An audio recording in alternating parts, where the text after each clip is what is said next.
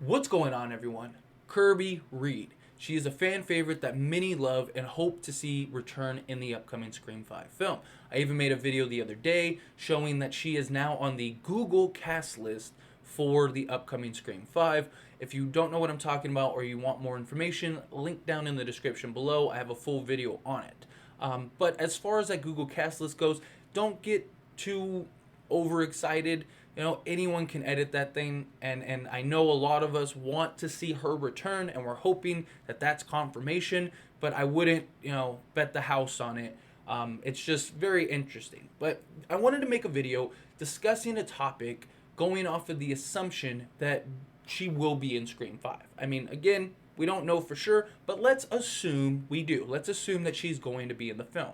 Although I think that if she is, it'll be at the tail end of it. It'll be sort of like a cliffhanger or, something to kind of get the audience excited. And then that will probably transition into Scream 6.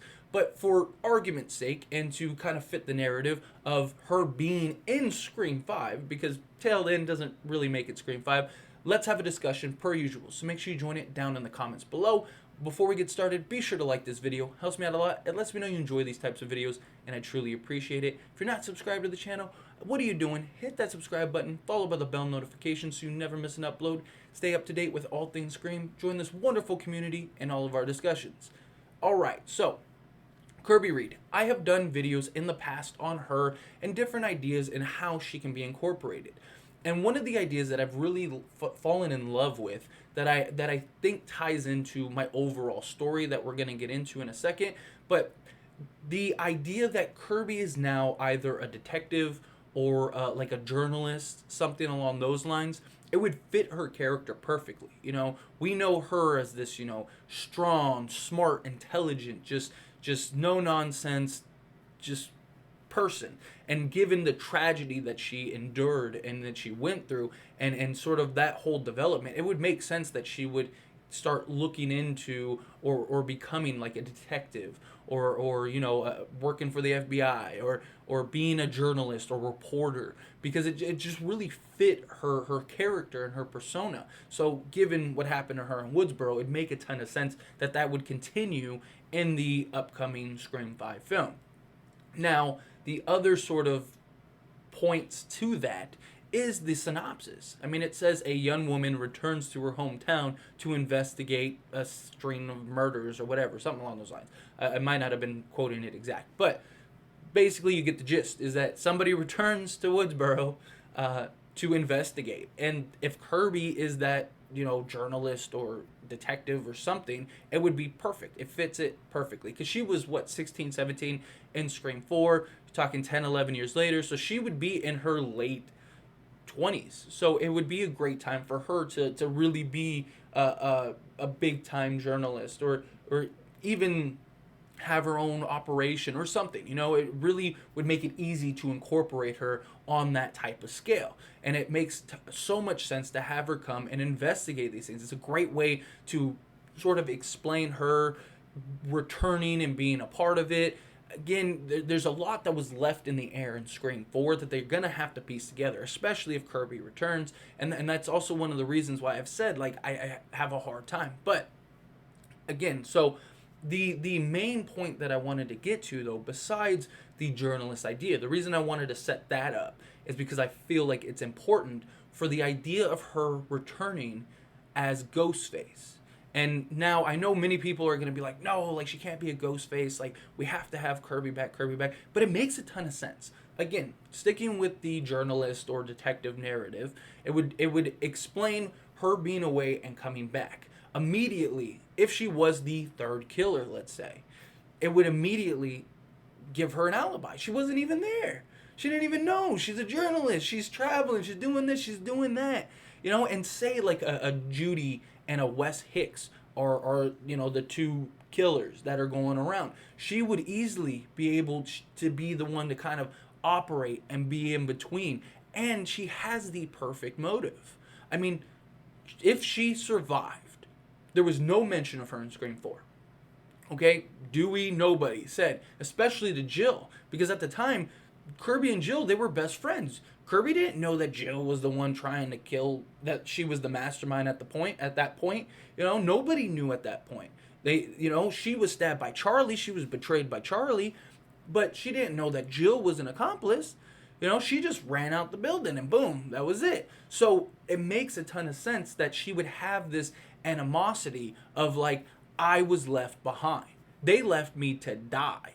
Nobody came and checked on me. Nobody helped me. Nobody anything. And let's say she crawled her way, and was able to survive.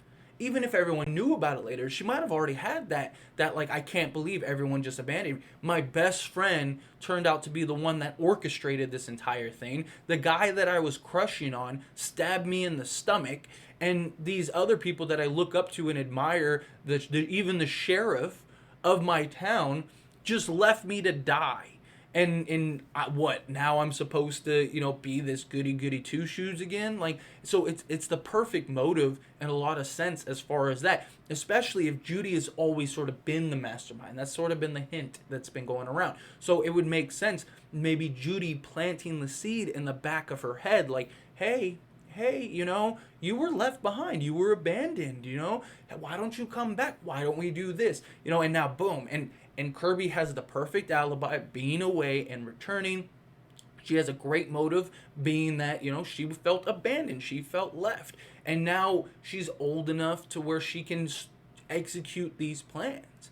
And even from a timeline perspective, like, because people might say, like, oh, well, why did it take 10 years? Well, first off, this is the first movie since then. But besides that, from, like, a storytelling standpoint, I mean, they could go many directions. But, again, she was probably 16, 17 at that time. Probably took some time to recover. She probably went away. Sydney went away. Everything just kind of did its own thing. Again, we don't know what happened after the events of Scream 4. Hopefully we get that information in Scream 5. But for the most part, like, time takes everything. Now she'd be in her late 20s. She probably is established career-wise. She's probably got the finances. She's probably got the hunger and the drive now because she's worked her way up, maybe like a corporate ladder. Maybe she's not an investigator or something, just from a corporate perspective. I mean, there's several different ways that you could attack that idea. It's just the overall logic of her just being a Ghostface is I think it just fits perfectly. It's a great way to kind of tell the story and sort of funnel everything together, because like I've said, the problem is that it's just so much to unpack in one film. You have the OG3, you have the new cast, you have the story, you have Martha, Judy, you have the Ghostface, you have whatever other little surprises and twists that they add to this film. And then to add a character as big and iconic as Kirby, it just makes it really hard to have that, to tell that story. But if she is the sort of Ghostface, maybe she gives a quick dialogue with Sydney. She's sitting down with Sydney talking, hey, yeah, this is what happened, blah, blah, blah, blah. This is how my life's been. And maybe we get like a little 5-minute dialogue of her just kind of bringing us up to speed. I mean, I feel like that wouldn't do her or us justice, but I understand if you wanted to incorporate it that way. But besides her just having the motive and having the sort of desire to put on the Ghostface persona, like, I just think it makes sense too, because she has those ties to Dewey. She has those ties to even Sydney and these other people. I mean, she had conversations with Sydney. Like, she looked up to Sydney. She admired Sydney, So, like, it would make a ton of sense that she would be able to operate behind the scenes. No one would expect her.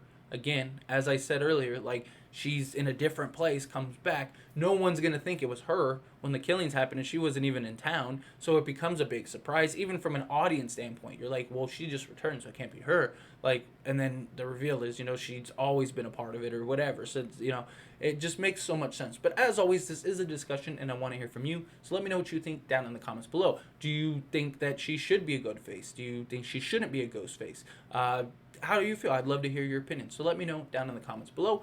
If you haven't liked this video, hit that like button. Helps me out a lot. Lets me know you enjoy these types of videos, and I truly appreciate it. If you're not subscribed to the channel, again, what are you doing? Hit that subscribe button, follow by the bell notification so you never miss an upload. Stay up to date with all things Scream. Join this wonderful community and all of our discussions. I'll see you all in the next one. Thank you.